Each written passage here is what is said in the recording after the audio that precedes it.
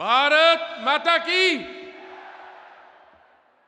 विश्व के सबसे लोकप्रिय नेता और हमारे आदरणीय प्रधानमंत्री श्री नरेंद्र मोदी जी, बिहार के माननीय राज्यपाल श्री राजेंद्र विश्वनाथ आर्लेकर जी, बिहार के मुख्यमंत्री श्री नीतीश कुमार जी, केंद्रीय मंत्रिमंडल में मेरे साथी श्री गिरिराज सिंह जी, मंच पर उपस्थित सभी अतिथिगण, अधिकारी, देवियों और सज्जनों, आप सभी का हार्दिक अभिनंदन। देवियों और सज्जनों, भारत की विकास यात्रा में आज का दिन स्वर्णिम अक्षरों में लिखा जाएगा। क्यों? इसलिए कि जब मुझे जानकारी है, आज में से पहले इतनी बड़ी लागत के प्रोजेक्ट का एक मंच से कभी भी शिलान्यास और उद्घाटन नहीं हुआ। आज माननीय प्रधानमंत्री जी द्वारा, उनके करकमलों द्वारा लगभग 1,62,000 करोड़ रुपए के 45 प्रोजेक्ट का उद्घाटन और शिलान्यास होने जा रहा है। भारत को विकसित देश बनाने के लक्ष्य को और गति देंगे ये प्रोजेक्ट। इनमें से 13 प्रोजेक्ट्स केवल बिहार राज्य में स्थापित हो रहे हैं, जिनकी लागत लगभग 27,345 करोड़ रुपए है। ये 13 प्रोजेक्ट आपके राज्य के विकास की राह में मील के पत्थर साबित होंगे। और इसी के साथ मैं कहना चाहूँगा, मोदी जी जब भी आएंगे, बिहार को चमकाएंगे। मैं बिहार के अपने भाइयों बहनों को शुभकामनाएं देना चाहता हूं। ये सारे प्रोजेक्ट जो देश के कोने कोने में लग रहे हैं, ये सभी प्रोजेक्ट्स हमारे बिहार के भाई बहनों के कठिन परिश्रम और मेहनत के कारण ही लगाने संभव हो पा रहे हैं। बिहार राज्य के श्रमिक बंधु पूरे देश में अपनी मेहनत और लगन के लिए जाने जाते हैं। राष्ट्र निर्माण में उनका महत्वपूर्ण योगदान है।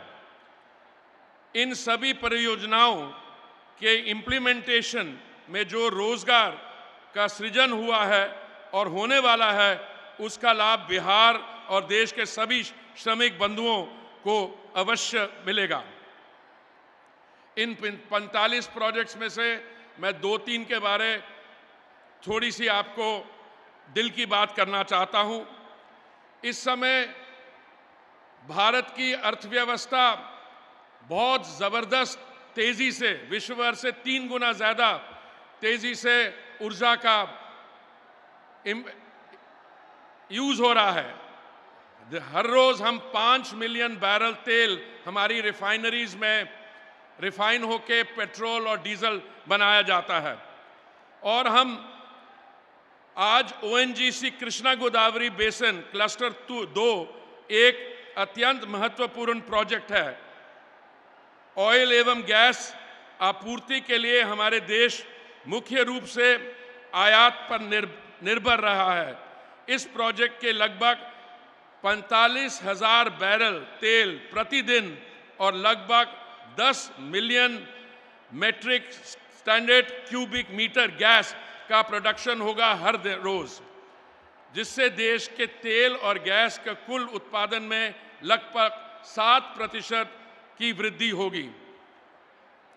2 बड़ी रिफाइनरीज का भी माननीय प्रधानमंत्री जी आपके करकमलों द्वारा एक्सपेंशन होगा। HPCL की विशाखापट्टनम रिफाइनरी, जिसमें 26,000 करोड़ रुपए की लागत से किया जा रहा है और जिसकी क्षमता 8,033 million metric ton per annum से बढ़ के 15 million metric ton per annum हो जाएगी। और हमारे यहाँ नज़दीक 5 किलोमीटर दूर जो बरौनी की रिफाइनरी है, उसका भी एक्सपेंशन हो रहा है। और दोनों एक्सपेंशन से रोजगार बढ़ेगा। इसकी 6 million metric ton per annum से 9 million metric ton per annum Barauni की रिफाइनरी चलेगी। इस पे 11,412 करोड़ रुपए की इन्वेस्टमेंट है।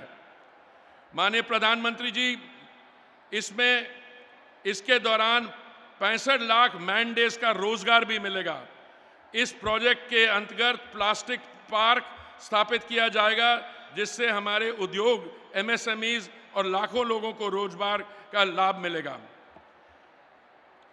अंत्योदय हमारा आदर्श है और इसी कारण भारत के इकलौता देश है जिसने पिछले 2 वर्ष में पेट्रोल और डीजल का दाम कम हुआ।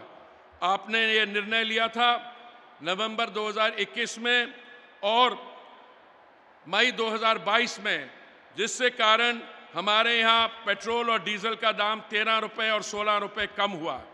भारत एक ऐसा देश है, बाकी जगह विकसित देशों में और हमारे आसपास के बाकी देशों में पेट्रोल और डीजल का दाम 70% से 100% बढ़ा है। और एलपीजी का भी माननीय प्रधानमंत्री जी, सिलेंडर का दाम आपने 200 रुपये कम किया। और आपने जो हमारे उज्ज्वला के लाभार्थी हैं, आज 10 करोड़ से ज़्यादा, उनकी वो बहनों के लिए भी आपने 300 रुपये दाम कम करवा के एलपीजी सिलेंडर को आपने 600 रुपये तक लाया। आज के दिन भारत में और बिहार के कुछ मैं आपको आंकड़े बताना चाहता हूं।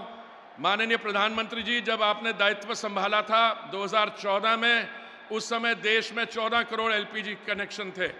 आज आपने इसको 32 करोड़ से अधिक कर दिया। और बिहार में हमारी जो बहनें थी, सिर्फ 25% ऐसे परिवार थे जिनमें हमारी बहनों के पास गैस का कनेक्शन था। और आज वो 52 लाख से चढ़कर 2 करोड़ 21 लाख कनेक्शन हो गए हैं बिहार में। और 1 करोड़ 13 लाख परिवारों को उज्ज्वला योजना का भी लाभ मिला है।